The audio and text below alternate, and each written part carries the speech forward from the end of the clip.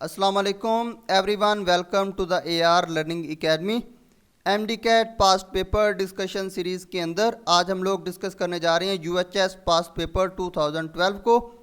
इससे पहले हमारी प्रीवियस वीडियोस के अंदर हम लोगों ने UHS पास्ट पेपर 2011 को ब्रीफली डिस्कस किया और प्रीवियस वीडियो के अंदर PDF फॉर्म उस पेपर की आप लोगों के साथ डिस्क्रिप्शन बॉक्स में मैंने शेयर की। आज हम लोग UHS पास्ट पेपर 2012 को डिस्कस करने जा रहे हैं। यहाँ पे आप लोग ये बात नोट करेंगे कि MCQs रिपीट होना स्टार्ट हो जाएंगे फ्रॉम प्रीवियस पेपर और बहुत सारी बातें यहाँ पे क्या करेंगी, ओवरलैप करेंगी। तो इसलिए डिस्कशन का आप लोगों को ये फ़ायदा होगा कि अगर डिफरेंट ऑप्शन से डिफरेंट तरह की स्टेटमेंट बन जाए तो आप लोग उसको आंसर कर सकते हैं। इसलिए आप लोगों ने हर ऑप्शन को केयरफुली जज करना होता है कि कौन से ऑप्शन से किस तरह की स्टेटमेंट बनाई जा सकती है। तो question 133, the part of neuron fibre which conducts nerve impulse from cell body. तो आप लोगों से पूछा जा रहा है कि न्यूरॉन सेल का वो कौन सा पार्ट है जो मैसेज को सेल बॉडी से दूर लेके जा रहा है। तो न्यूरॉन सेल की अगर कंपोजिशन देखें तो न्यूरॉन सेल कंप्राइज्ड होता है सिंपली सेल बॉडी पे, उसके बाद डेंड्राइट और उसके बाद एक्सॉन। डेंड्राइट का काम मैसेज को लेके आना टुवर्ड सेल बॉडी और एक्सॉन का काम मैसेज को लेके जाना अवे फ्रॉम सेल बॉडी। और सेल बॉडी के अंदर न्यूक्लियस वगैरह मौजूद होगा। तो सिंपली अरेंजमेंट इनकी यही रहेगी सेंसरी, मोटर और मिक्स न्यूरॉन के केस में। तो जो चीज़ मैसेज को अवे लेके जाएगी फ्रॉम सेल बॉडी उसको हम लोग नाम देंगे axon, either in primary, either in sensory, motor और mix neuron. C option is the correct one. उसके बाद question 134, the number of cranial nerves in human is. यहाँ पे स्टूडेंट बाज़ दफ़ा गलती कर देते हैं कि पेयर्स की बजाय टोटल को काउंट करना शुरू कर देते हैं। अगर पेयर ना दिया हो तो फिर आपने टोटल को काउंट करना है, वगरना आप लोगों ने पेयर्स पे ही रहना है। तो ह्यूमन बॉडी की अगर बात करें तो 12 पेयर ऑफ क्रेनियल नर्व्स और उसके बाद 31 पेयर ऑफ स्पाइनल नर्व्स। अगर पेयर का वर्ड यहाँ पे ना यूज़ किया जाए तो फिर आप लोग 24 क्रेनियल नर्व सेलेक्ट करेंगे और 62 स्पाइनल नर्व्स को सिलेक्ट करेंगे। तो यहाँ पे जो राइट ऑप्शन बन रहा है वो है बीटा, 12 पेयर्स। तो याद रखना है स्पाइनल नर्व्स की तादाद कितनी होगी, 31 पेयर या total 62। Question 135, the part of brain which control breathing, heart rate and swallowing is. तो ये MCQs प्रीवियस पेपर में भी कुछ पूछा गया है और पूछा कुछ इस तरह से गया है कि ब्रेन का कौन सा पार्ट है जो ऑटोनोमिक फंक्शंस को कंट्रोल करता है। तो हम जानते हैं कि वो पार्ट है मेडल्ला, जो तमाम बॉडी के ऑटोनोमिक फंक्शंस को कंट्रोल कर रहा होगा। तो यहाँ पे पूछा गया है ब्रीदिंग, हार्ट रेट एंड स्वॉल्विंग। तो हम लोग ये भी जानते हैं कि ये सारे के सारे क्या हैं, ऑटोनोमिक फंक्शंस हैं। तो इन तमाम के तमाम फंक्शंस को कंट्रोल कर रहा होगा मेडल्ला।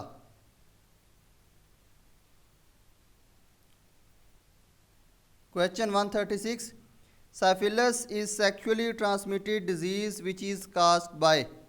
तो साइफिलस एक सेक्सुअली ट्रांसमिटेड डिजीज़ है। आप लोगों की बुक के अंदर सेकंड ईयर में 4 सेक्सुअली ट्रांसमिटेड डिजीज़ को डिस्कस किया गया है और उन तमाम डिजीज़ के काजिंग एजेंट्स को भी डिस्कस किया गया है। तो यहाँ पे गनोरिया दिया गया है, निसेरिया गनोरिया। तो ये गनोरिया के केस में क्या होगा, ट्रांसमिटिंग एजेंट होगा। लेकिन साइफिलस के केस में जो ट्रांसमिटिंग एजेंट होगा वो होगा ट्रिपोनीमा पैलेडियम। तो करेक्ट ऑप्शन यहाँ पे बन रहा है चार्ली ऑप्शन। और आप लोगों ने याद रखना है अदर डिजीज़ के केस में भी, एड्स के केस में क्या होगा, HIV। Question 137, discharge of ovum or secondary oocyte from ovary और from Graafian follicle is called. तो ओवरी से या ग्राफियन फॉलिकल, ग्राफियन का मतलब है राइपन्ड फॉलिकल। तो सेकेंडरी ओसाइट का डिस्चार्ज हम इसको क्या कहते हैं, तो हम लोग इसको नाम देते हैं ओव्यूलेशन का, जिसको स्टार्ट करवा रहा होगा luteinizing hormone. Question 138, second meiotic division in secondary oocyte proceeds at for as. तो सेकंड मियोटिक डिवीजन अगर देखें सेकेंडरी ओसाइट के केस में तो वो कंप्लीट नहीं होगी जब तक फर्टिलाइजेशन ना हो जाए और वो रुक जाएगी एट मेटाफेज। मेटाफेज से ऑनवर्ड प्रोसीड होने के लिए फर्टिलाइजेशन की ज़रूरत होगी सेकेंडरी ओसाइट को। विच one of the following differentiates directly into mature sperm. तो नीचे दिए गए ऑप्शंस में से पूछा गया है कि कौन सा डायरेक्टली मैच्योर हो जाएगा इनटू स्पर्म। तो डायरेक्टली मैच्योर होने का मतलब है कि कोई भी डिवीजन वहाँ पे इन्वॉल्व नहीं होगी। प्राइमरी स्पर्मेटोसाइट नहीं, प्राइमरी स्पर्मेटोसाइट तो आगे फर्दर डिवाइड होता है। सेकेंडरी स्पर्मेटोसाइट, इसमें भी आगे फर्दर डिवीजन्स देखने को मिलती हैं। स्पर्मेटोगोनिया, इसकी डिवीजन से ही तो हमें प्राइमरी स्पर्मेटोसाइट्स मिलते हैं। तो spermatids simply mature into sperm, तो करेक्ट ऑप्शन यहाँ पे delta. Uterus open into vagina through, तो यूट्रस की ओपनिंग होती है वजाइना में थ्रो सर्वैक्स। तो ये सिंपल सा आप लोगों से स्टेटमेंट बुक की लाइन की फॉर्म में पूछी गई है। उसके बाद है question 141, each muscle fibre is surrounded by membrane which is called. तो ये भी प्रीवियसली जो यूएचएस पास पेपर 2011 से ही रिपीट हुआ एमसीक्यूज। तो मसल की जो मेम्ब्रेन होती है उसको हम लोग क्या कहते हैं, सार्कोलीमा, the membrane which surround the muscle.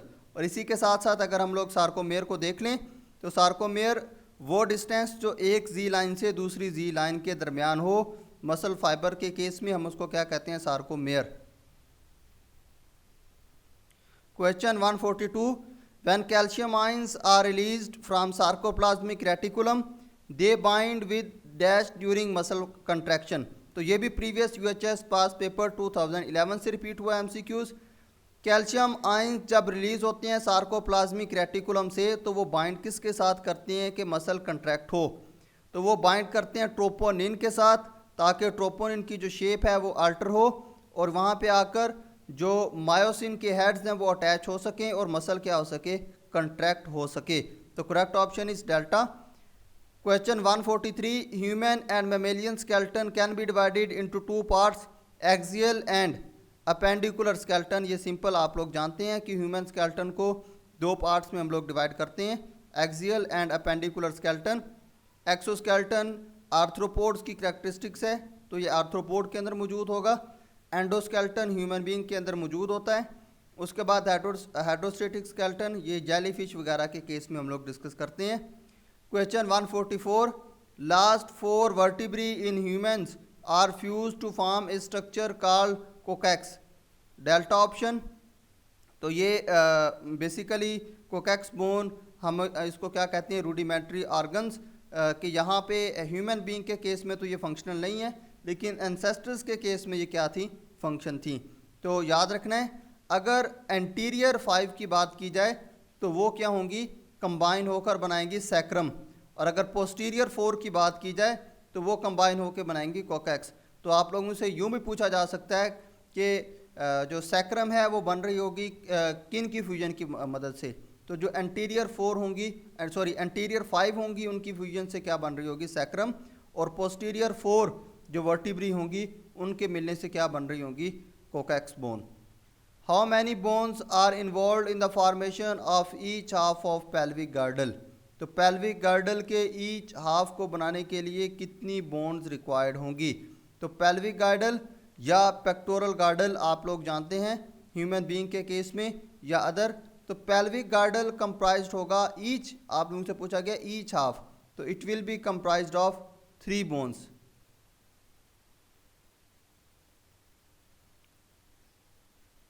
उसके बाद है question 146, ductless glands are known as. Ductless glands को हम लोग कहते हैं endocrine glands. Exocrine glands are those which have ducts. Exocrine gland वो होंगे जिनके पास डक्ट्स मौजूद होंगी। Question 147, gastrin is the hormone which is produced by. Gastrin hormone produce हो रहा होगा from pyloric region of stomach, stomach के पाइलोरिक रीजन से, जो कि क्या कर रहा होगा, एक्टिवेट कर रहा होगा या रिलीज़ करवा रहा होगा गैस्ट्रिक जूस को फ्रॉम स्टमक, और स्टमक से वो गैस्ट्रिक जूस क्या करेगा, डाइजेशन ऑफ प्रोटीन में हेल्प आउट कर रहा होगा। Question 148, beta cell of liver secrete a hormone that is called. तो स्टूडेंट्स आप लोग जानते हैं कि लिवर के केस में कोई भी बीटा सेल मौजूद नहीं होता, इसलिए ये एमसीक्यूज़ क्या है, रॉन्ग है। और यूएचएस की तरफ से इसके 5 मार्क्स हर स्टूडेंट को मिले हैं। तो यहाँ पे होना कुछ यूँ चाहिए था कि beta cell of liver beta cell of pancreas secrete a hormone that is called. तो पैंक्रियाज के जो बीटा सेल्स होते हैं वो रिलीज़ करते हैं इंसुलिन। तो यहाँ पे स्टेटमेंट में चूँकि लिवर है इसलिए ये एमसीक्यूज़ क्या है ओवरऑल ही इसकी कोई भी सेंस नहीं बन रही। अगर यहाँ पे क्या हो पैंक्रियाज हो तो फिर करेक्ट ऑप्शन हमारा बनना चाहिए था insulin. Vasopressin and oxytocin are release from. Vasopressin और ऑक्सीटोसिन रिलीज हो रहा होगा from posterior lobe of pituitary, pituitary की पोस्टीरियर लोब से। तो यहाँ पे पोस्टीरियर लोब से हम लोग देख रहे होते हैं कि दो ही तरह के हार्मोन्स, एक जो है वो मेलानिन पिगमेंट के लिए और दूसरा वैसोप्रेसन एंड ऑक्सीटोसिन, ये क्या होंगे रिलीज़ हो रहे होंगे from posterior lobe of pituitary. Placenta से जस्ट रिलीज़ हो रहा होगा प्रोजेस्टेरॉन, और ओवरी से हम लोग जानते हैं कि एफएसएच रिलीज़ होता है राइपमंड ओवरी से, जो कि डेवलप करता है एंडोमेट्रियम को फॉर प्लेसमेंट ऑफ एम्ब्रियो। और उसके बाद एंटीरियर पिट्यूटरी से हम लोग जानते हैं कि ग्रोथ हार्मोन्स, जिसको हम लोग सोमैटोट्रोफिन हार्मोन और अदर हार्मोन जो कि गोनाडोट्रोपिक हार्मोन है वो भी रिलीज हो रहे होंगे from anterior pituitary. Question 150, antigen is a foreign protein और any other molecule which stimulate the formation of. तो एंटीजन कोई भी फॉरेन प्रोटीन है जो कि हमारी बॉडी के अंदर आके स्टिमुलेट करती है एंटीबॉडीज़ की प्रोडक्शन को। एंटीजन्स प्रोड्यूस करवा रही होंगी एंटीबॉडीज़ को, और ये एंटीबॉडीज़ बना रहे होंगे B lymphocytes. Antibodies are produced by which one of the following lymphocyte. तो ये भी यूएचएस पास पेपर 2011 से रिपीट हुआ है। बी लिम्फोसाइट्स बनवा रहे होंगे एंटीबॉडीज़ को। Question 152, T lymphocyte become mature and competent under the influence of thymus gland. तो थाइमस ग्लैंड का रोल होता है टी लिम्फोसाइट को मेच्योर करवाने में। Charlie option. अगर बी लिम्फोसाइट का पूछा जाए तो वो बुर्सा ग्लैंड के अंदर क्या हो रहे होंगे, फर्स्ट टाइम अगर डिस्कवर भी वहाँ पे किए गए थे और मेच्योर भी वहीं पे हो रहे होंगे, इसलिए हम उनको क्या कहते हैं B lymphocytes. Question 153, skin and mucous membranes are part of body defence system and they form the physical barrier. तो फिजिकल बैरियर या first line of defence system बना रही होगी स्किन या म्यूकस। तो ये भी हमारे प्रीवियसली एमसीक्यूज़ का ही यूएचएस पास पेपर 2011 का ही पार्ट था, जिसमें हम लोगों ने 3 लाइन ऑफ डिफेंस सिस्टम को देखा था। First line of defence system बना रही थी स्किन और म्यूकस, उसके बाद second line of defence system macrophages, और third line of defence system बना रही थी antibodies. Question 154, snake bite is treated with which of the following immunization. तो स्नेक बाइट को कौन सी इम्यूनाइजेशन के मेथड से क्योर किया जाएगा। तो स्नेक बाइट के केस में हमें क्विक जो एंटीबॉडीज चाहिए बॉडी के अंदर, उस टाइम हम लोग रिलाई नहीं कर सकते एक्टिव ट्रांसपोर्ट के ऊपर, इसलिए हमें क्या लेनी होती है एंटीबॉडीज़ ही, एंटीविनोम। तो एंटीटॉक्सिन भी हम उसको कह रहे होते हैं। तो वहाँ पे जो मेथड होता है वो क्या होता है पैसिव मेथड, क्योंकि पैसिव मेथड क्विकली वर्क कर रहा होता है और हमें एक्टिव मेथड को एक्टिवेट करवाने तक क्या चाहिए, बॉडी को टाइम चाहिए। तो इतना टाइम नहीं होता, इसलिए हम क्या करते हैं पैसिव मेथड को ही यूज़ करते हैं स्नेक बाइट के केस में। Question 155, the products of cyclic phosphorylation are. Cyclic phosphorylation तब करवाई जाती है जब सेल या प्लांट सेल्स के अंदर एटीपी की क्वांटिटी कम हो। तो नॉन साइक्लिक के केस में एटीपी और एनएडीपीएच दोनों बन रहे थे, लेकिन साइक्लिक के केस में जस्ट जो है वो फोटोसिस्टम 1 ही यूज़ हो रहा होगा और जस्ट जो एटीपी है उसकी सिंथेसिस हो रही होगी, और जो इलेक्ट्रॉन्स हैं वो वापस आ रहे होंगे सेकेंडरी इलेक्ट्रॉन रिसेप्टर से फोटोसिस्टम की तरफ, और इस फ्लो को हम लोग क्या कहते हैं साइक्लिक फ्लो। और यहाँ पे सिंथेसिस हो रही होगी जस्ट एटीपी की, एनएडीपीएच यहाँ पे नहीं बन रहा होगा। और जब एटीपी की क्वांटिटी सेल को जितनी रिक्वायर्ड है उतनी प्रोड्यूस हो जाएगी, तो फिर एनएडीपीएच और एटीपी दोनों बन रहे होंगे, और वो बन रहे होंगे थ्रू नॉन साइक्लिक फ्लो। तो साइक्लिक फास्फोरिलेशन प्लांट्स के अंदर थोड़ी देर के लिए एक्टिव होती है जब सेल के अंदर एटीपी की क्वांटिटी क्या हो, कम हो।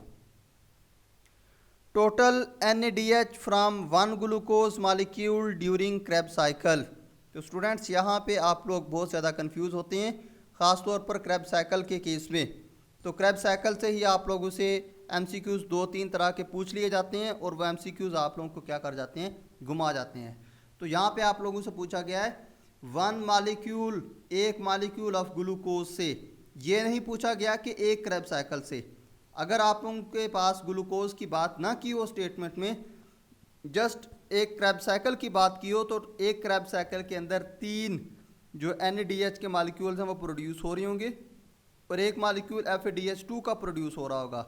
लेकिन यहाँ पे बात की है फ्रॉम 1 ग्लूकोज मॉलिक्यूल, तो एक ग्लूकोज के मॉलिक्यूल के केस में क्रेब्स साइकिल 2 दफ़ा जो है वो रन करेगा। तो क्योंकि 2 पायरुवेट बन रही होती हैं और एक पायरुवेट के लिए क्रेब्स साइकिल 1 टाइम रन कर रहा है, तो 2 पायरुवेट के लिए क्रेब्स साइकिल 2 टाइम रन करेगा। तो यहाँ पे जो करेक्ट ऑप्शन बनेगा वो बनेगा 6। अभी क्रेब्स साइकिल में से आगे चल के और भी MCQs हम लोग डिस्कस करेंगे। Question 157, the terminal electron acceptor in electron transport chain is. Terminal electron acceptor हम लोग जानते हैं कि ऑक्सीजन ही होता है जो कि इलेक्ट्रॉन्स को एक्सेप्ट कर रहा होता है इलेक्ट्रॉन ट्रांसपोर्ट चेन की केस में। जो लास्ट एक्सेप्टर होता है वो होता है oxygen molecule. The end product of glycolysis is pyruvate. तो ये MCQs भी रिपीट हुआ 2012 के पेपर से। पायरुवेट, 2 पायरुवेट के मॉलिक्यूल प्रोड्यूस होने होंगे from 1 molecule of glucose during glycolysis. 1 molecule of FADH2 is produced in Krebs cycle during conversion of। तो Krebs cycle के दौरान जो FADH बन रहा होता है वो किस कन्वर्जन के दरमियान बन रहा होगा। तो FADH2 का एक ही मॉलिक्यूल बन रहा होगा और वो बन रहा होगा जब सक्सीनेट से फ्यूमारेट बन रहा होगा। सक्सीनाइल कोएंजाइम A, जहाँ से हम लोगों ने देखा था कि GTP मॉलिक्यूल रिलीज हुआ और उसके बाद नेक्स्ट स्टेप में सक्सीनेट बन रहा है और सक्सीनेट से जब सक्सीनेट से फ्यूमारेट तक कन्वर्जन हो रही है उस दौरान एक मॉलिक्यूल FADH2 का भी प्रोड्यूस होगा। तो ये भी आप लोगों ने मेमोराइज रखना है क्रेब्स साइकिल के केस में। In recombinant DNA technology dash are tools for manipulating DNA। तो DNA को तोड़ने के लिए रिकम्बिनेंट DNA टेक्नोलॉजी मतलब DNA को दोबारा कंबाइन करना, एक होस्ट एक जो डोनर से DNA को लेना, वहाँ से कट करना और दूसरे होस्ट के अंदर उसको इम्प्लांट करना। तो इस दौरान जो टूल्स यूज़ हो रहे होंगे वो क्या होंगे, एंजाइम्स। Charlie option.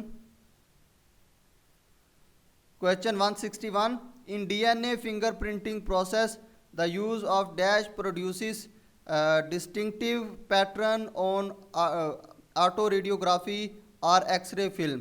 तो किसका यूज़ जो है वो फिंगरप्रिंटिंग के दौरान किया जा रहा होगा, ऑटो रेडियोग्राफी या एक्सरे फिल्म को प्रोड्यूस करवाने के लिए।